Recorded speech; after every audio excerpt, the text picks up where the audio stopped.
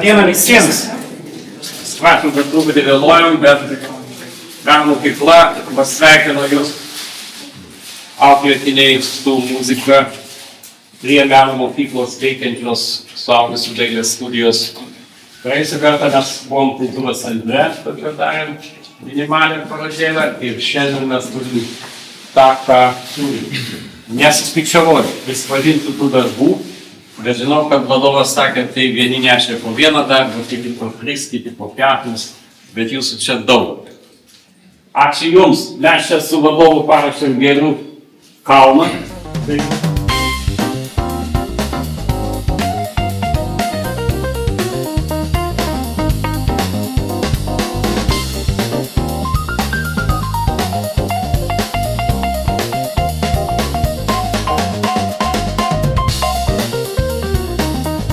Tai yra dviejų dalių tokių. Viena matoma šitą, kas kabo ant sienų, iš tai yra nematoma, ta, kuri yra smagesnė. Tai aš vadinu tą procesą, kada mes tai darėme. Tada jūs tai darėte tos darbus. Nes tai yra vis dėlto, ko gero, netgi svarbiau turėtų būti, negu galutinis rezultatas. Rezultatas būna kaip, padariau kažkas gavosi. Gal ne taip gavosi, kitą kartą kitaip gausis, bet kol aš dariau, tai visą.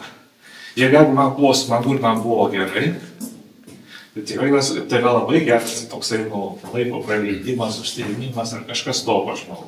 Noriu pasakyti, kad kai žmogus yra suaugęs ir jisai panašiai, kai jis yra mokykla, mokytojas ir šiandien iš mokyklos ir mokytojų nemėgom ir paskui dirbom pedagoginį darbą, žinom, kad mūsų nemėgsta ir taip toliau. Ir paskui ateini į meno mokyklą, ir turi mokytoją ir tada supranti, kokie yra privilegija vis tik gyvenime,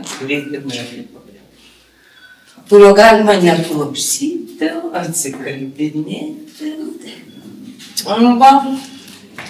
Bet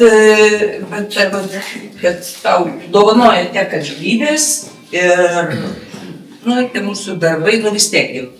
Jam labai gražus, aš taip įsivaizduoju, labai jam gražus. Aš labai laukiu. Jeigu daugiau nėra kalbant.